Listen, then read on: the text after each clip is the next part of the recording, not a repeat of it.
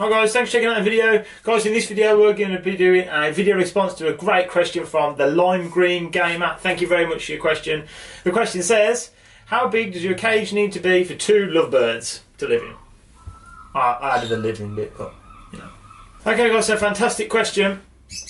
The shortest and fastest, the best answer to give is as much money as you can spend on a cage, as big a space as you can afford for the birds to live in themselves, as big a space as you can fit in your house somewhere. What we need to do is give the birds the maximum amount of space to fly about in naturally, make them feel comfortable, make their lives as happy as possible. But it was sort of the coin.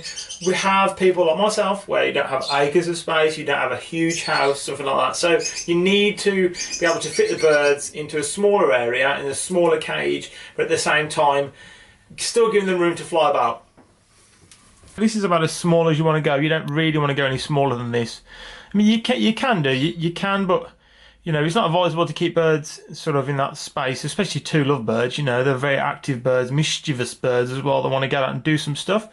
This is a budgie cage, pretty much 12 inches wide, about 16 inches high, 20 odd inches long. So that's one option. That's the smallest. I won't go any smaller than that. That's great if you're going to let them out. So if you're going to let them have free flight, you could keep 3 in there. 3 lovebirds in something that small if you're going to let them have free flight. But night and day, day after day, 365 odd days a year, in there, just stuck, is pretty small. This is the smallest I'd like to keep them in. That cage down there, that we've just looked at, I wouldn't personally keep, you know, 2 lovebirds in something that small, unless I'm transporting them somewhere, that's fine. Yeah guys, so they measure 28 inches long by 12 inches deep, and they're 14 inches high. They stop in those cages for 6 months of the year.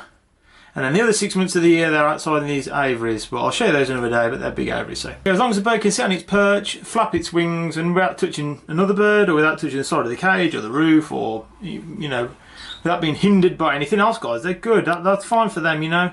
As long as they can flap and exercise the wings, that's fine. But obviously, flying is better than hopping. So the next option is something much bigger. That's perfect, guys. Something that big is perfect. That's great, so the more room to fly about in, the better. And obviously last option we have is an aviary. So they're obviously a much better option. The most room you can get, brilliant. Apart from, you know, I mean, they're not going to get much better space than that, are they? Unless they're having free flight outside of their cage. Thanks again, the Lime Green Gamer, for your question. Fantastic, love it. Love the idea that we get to go through these things together. You ask a question, and if I can help out, more than happy, guys, more than happy. So yeah, my recommendations, as big as you could possibly fit in a space, and the most money you can afford to throw at it, literally. What you don't want to do is fit them in something really quite small. It's okay, they're okay as long as they're going to get free flight outside the cage. But, you know, have we all got lots of space? Do we all have other pets? Do we have children, you know, where they're not going to be flying around and scaring the birds off to death? So, thanks as always for checking out the video, guys. If you haven't subscribed, please do so. Pop a little link down there, and check out the Facebook page, Instagram. We've got loads of things going on. Website, aviaryguru.com. Guys, as always, if you have any videos you'd like me to post out in the future, please pop a little comment in the description below, and we'll try our very best to get out there. Guys, if you're wondering what I'm doing with this stupid hat on my head, it's to hide my light bulb hair. No, it's not.